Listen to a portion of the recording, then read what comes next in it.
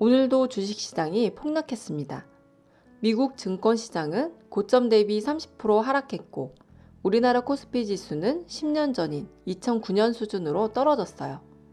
국내 해외 주식 할 거 없이 주식을 갖고 계신 분들은 늘어나는 손실액을 보며 지금이라도 주식을 팔아야 할지 매일 고민하고 있고, 기회다 싶어 새로 주식 투자를 하려던 분들은 매일같이 5% 이상 크게 오르락내리락 하는 주가를 보면서 공포심이 생겨 쉽게 용기를 내지 못하는 상황이죠. 이번 시간에는 위대한 투자가들의 조언을 통해 이러한 상황에서 어떻게 대응하는 게 최선인지 알아보겠습니다. 우리나라 코스피도 미국 증권시장도 고점 대비 30% 넘게 주가가 하락한 상태입니다. 지금보다 주가가 더 내릴까요? 지금의 주가 폭락은 그 사태로 인한 경기 침체 우려를 반영한 건데요. 만약 우려가 현실화되면서 금융위기나 경제위기로 이어진다면 주가는 추가적으로 더 떨어질 수도 있을 겁니다. 하지만 아닐 수도 있죠. 지금이 주가의 바닥일 수도 있어요. 많은 분들이 불안한 마음에 답을 얻고 싶어 경제나 주식 관련 방송에 귀를 기울이실 거예요. 방송에 나온 전문가들은 각종 지표와 수치를 들이대며 경제나 주가가 앞으로 어떻게 될지 예측을 합니다. 믿어야 할까요? 월가가 인정하는 최고의 투자 전략가 캠피셔가 답을 줍니다. 전문가들은 경제 지표를 근거로 향후 주가의 추세에 대해 토론할 것이다. 이런 토론은 아무 의미 없는 소음이니 무시하라. 모두 시장 가격에 반영된 과거사이기 때문이다. 미래를 통찰할 수 있게 해주는 지표는 하나도 없다. 대중매체가 쏟아내는 쓸모없는 지표에서 의미를 찾으려 하지 마라.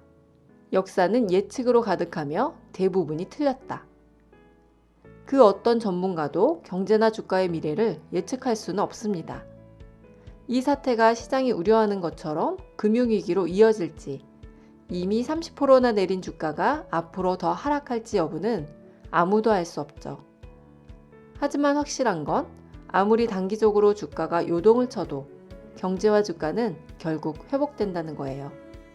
그동안 수없이 많은 전쟁, 테러, 질병 등이 발생했고 그때마다 주가는 곤두박질 쳤지만 일정 기간이 지나면 예외 없이 주가는 빠르게 회복됐죠. 심지어 1918년 스페인 그것이 유행해 수천만 명이 사망했을 때조차 주가는 빠르게 회복됐습니다.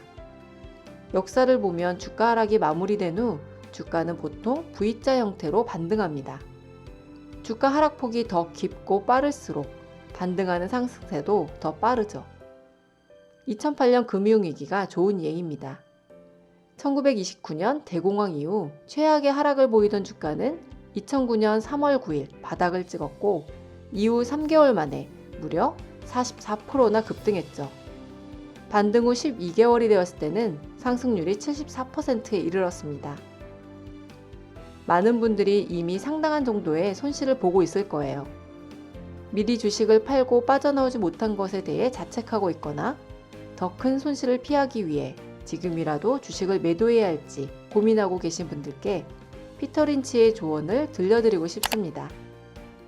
폭락하기 직전에 시장에서 빠져나올 수 있었다면 얼마나 근사했을까. 하지만 폭락 시점을 정확히 예측할 수 있는 사람은 아무도 없다. 용케 시장에서 빠져나와 폭락을 피한다고 해도 반등하기 직전에 다시 시장에 들어갈 수 있을 거라고 보장할 수 없다. 뉴스를 볼 때마다 우리는 주식을 당장 내던져야 할 그럴듯한 이유를 얼마든지 찾아낼 수 있다. 그러나 시장에 계속 눌러앉아 있는 것이 보상을 받을 수 있는 더 나은 방법이다. 캠피셔도 비슷한 조언을 합니다. 일단 팔았다가 공포가 더 고조되면 다시 사야지 라고 생각한다면 헛수고일 뿐이다. 공포감에 주가가 더 내려간다는 보장은 없다. 재매수 시점을 잡기도 쉽지 않다. 주가가 언제 상승할지 종잡을 수 없기 때문이다. 기다리는 게 최선이다. 이미 주가는 30% 이상 하락했고 폭락하기 전에 왜 미리 주식을 팔지 못했을까 자책할 필요는 없습니다. 누구도 예측하지 못한 결과이기 때문이죠. 이제부터는 어떻게 대응하느냐가 중요합니다. 위대한 투자가들이 앞서 힌트를 주었듯이 우량한 주식을 갖고 계신 분들이라면 지금 팔고 매수 시점을 다시 잡으려고 노력하는 것보다는 인내심을 갖고 반등 시점을 기다리는 편이 낫습니다. 공포감 때문에 섣불리 갖고 있는 주식을 팔아버린다면 그동안의 잃은 손실을 만회할 기회마저 잃어버리게 될 확률이 높습니다. 운 좋게 폭락 전에 시장에서 빠져나와 있었거나 이번 기회에 새로이 주식 투자를 해보려는 분들은 이런 고민을 하고 계실 겁니다. 언제 매수하는 게 좋을까? 우연히 방송에서 이렇게 조언하는 걸 들었습니다. 지금은 섣불리 주식 투자할 때가 아니다. 아직 불안한 상황이니 안정될 때까지 기다려라. 불확실할 때는 기다리는 게 최선이다. 이 말에 동의하고 싶어진다면 그들보다 훨씬 훌륭한 투자자인 켄 피셔의 조언을 들어보세요. 불확실성이 사라질 때까지 조금 더 기다려보자. 이런 생각이 튀어나오는 시점은 흔히 주가가 5, 6% 이상 가파르게 오르내리면서 고통을 안기는 약세장 바닥 근처이다. 불확실성이 사라지고 확신이 설 때까지 기다리는 게 정말 현명한 생각일까? 아니다. 확실성은 자본시장에서 가장 값비싼 착각이다. 주가는 상황이 개선될 때 급등하는 것이 아니다. 주가를 짓눌렀던 공포심이 조금만 풀려도 주식은 총알처럼 날아오른다. 어리석게도 불확실성이 사라지길 기다린다면 하락이 끝나고 V자로 반등하는 초기에 얻을 수 있는 막대한 수익도 그동안 입은 손실을 만회할 기회도 모두 날려버리게 될 것이다. 언제 매수해야 되는지에 대한 정답은 없습니다. 어느 누구도 주가의 바닥 시점을 정확하게 집어낼 수 없기 때문이죠. 투자가라면 모두가 동의하는 말이 있습니다. 주식 투자는 회계나 경제 지식보다 심리가 가장 중요하다. 지금 상황에서 언제 주식을 사는 게 좋을까요?